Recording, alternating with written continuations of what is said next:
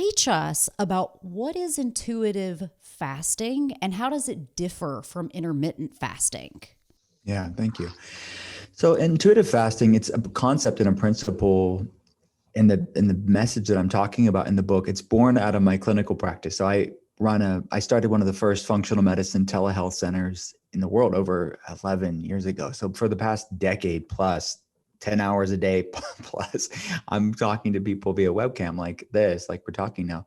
So we ship labs to them, we ship and clinically monitor them and really provide them a functional medicine perspective on their case.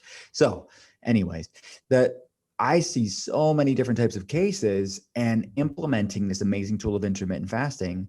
And I find, okay, let's really what I wanted to do with the book is bring a functional medicine perspective of intermittent fasting and bring as its name implies, a mindful, intuitive perspective to intermittent fasting, because you can have an amazing tool that can be used improperly. You can have an amazing tool that's not in the right way for your body at this point in your health journey. And I think in our society, we are so reductionist at this point, and there's so much hyperbole and there's so much there's so much a lack of context with so many things, this being one of them, not just in health, but so many different topics. You talk about context matters. And to reduce intermittent fasting and say, well, for example, women should intermittent fast is how you typically would hear it. Like, well, that's very interesting to say that, because who is she? There's so many types of women. I mean, to say that it's just women as a whole is very unfair and reductionist, because what is she going through? Is she going through endometriosis or PCOS or insulin resistance or weight loss resistance, chronic inflammation, digestive problems, or is she not? And then how is she intermittent fasting? So who she is and how she's doing it matters. And that applies to so many different aspects, to not just intermittent fasting, but to many different facets of wellness. Is context matters. And so what I'm trying to do is show people how to use this amazing tool that works for you. Instead of saying it's either or, let's be both and really look at the context of it and use it as a mindfulness practice too.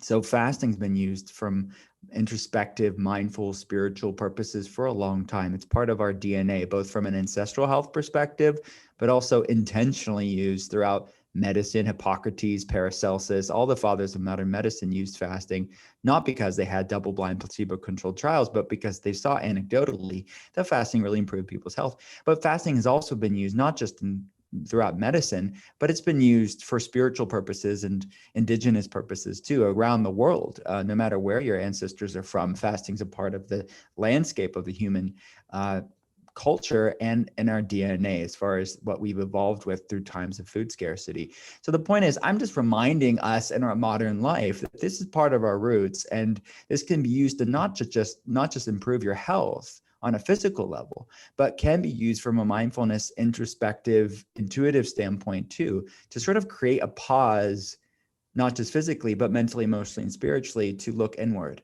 So that's what the term intuitive fasting is. It's something that I've taught my patients for the past decade, to use these tools as a form of self-respect and have a grace and a lightness and a flexibility to intermittent fasting. Like you said, there's so much on one end of the spectrum, or these super pro fasters, they can come with the best of excitement because it worked for them, right?